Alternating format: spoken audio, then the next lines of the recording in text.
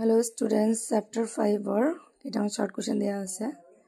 Mendeleev for molar শ্রেণী বিভাজনৰ ভিত্তি কি এটা হলো পাৰমাণবিক ভৰ Florin chlorine R bromine R iodine মৌলক এটা কোন বৰ্গৰ অন্তৰ্ভুক্ত হয় বৰ্গ 17 ৰ তাৰপিছত 3 নম্বৰটো আছে x মৌলটো পৰ্যায়বৃত্ত তালিকাৰ বৰ্গ 2ত ৰখা হৈছে ইয়াৰ ক্লোৰাইডৰ সংকেত কি হ'ব XCl2 আৰু 4 নম্বৰটো আছে কোনটো মৌল আধুনিক পৰ্যায়বৃত্ত তালিকাৰ বৰ্গ 2ত অন্তৰ্ভুক্ত নহয় সোডিয়াম 5 নম্বৰ আছে বৰ্গত তললৈ কক্ষৰ সংখ্যা বৃদ্ধি হয় না কমে বৃদ্ধি পায় বৰ্গত তলৰ কক্ষৰ সংখ্যা কি হয় বৃদ্ধি পায় তাৰ পিছত 6 নম্বৰটো এটা বৰ্গত থকা সকলো মৌলৰ যোজক ইলেক্ট্ৰনৰ সংখ্যা কিমান থাকে একে থাকে বৰ্গত যোজক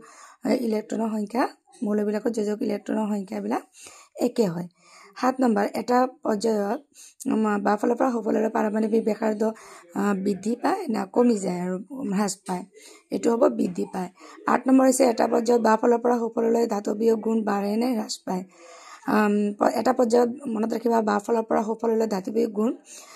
কমি যায় আৰু অধাতৱীয় গুণটো বাঢ়ি যায় দি অপচনত যদি তোমালোকৰ অধাতৱীয় গুণটো দিয়া থাকে অধাতৱীয় গুণ কম বা বৃদ্ধি পোৱা এনেকৈ দিয়া থাকে উত্তৰটো হ'ব অধাতৱীয় গুণ বৃদ্ধি পায় আৰু ধাতৱীয় গুণটো কিন্তু কমি যায় মনত ৰাখিলে হ'ল আৰু তোমালোকে এনেকৈ শৰ্ট কোৱেশ্চনৰ এনসাৰ চাবলৈ হলে মোৰ ভিডিঅ' বিলাক চেনেলটো সাবস্ক্ৰাইব কৰি ৰাখিবা থ্যাংক ইউ